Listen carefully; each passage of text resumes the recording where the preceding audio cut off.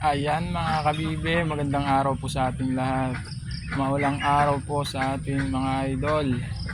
So ayan, busy na naman po tayo sa ating farm mga idol.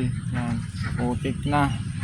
So baka sakali sa ating day off magawa ko na yung makumpleto na po natin tong ating kanyang bubong. So ayan mga idol.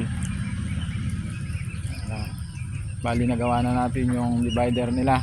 Napag-iwalay-walay na natin yung mga maliliit doon. Bali sinama ko muna yung mga inahin natin dito kasi andun yung pangiglugan nila.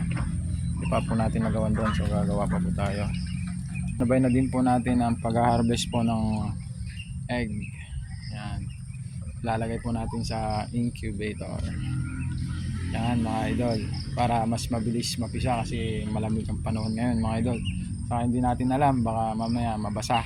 Sayang naman kung mabasa itong ating mga itlog. O yan, 20 eggs. Medyo yung iba basa na nga rin eh. Pero try natin ilagay sa incubator, baka sakaling maano pa natin. Di pa kasi natin naayos yung mga pangiklogan nila, kaya medyo hindi pa ganong maayos yung mga pangiklogan nila. Kaya ganito muna, harvest muna tayo guys. So ayan, maraming salamat po sa ating lahat at magandang araw po sa ating lahat.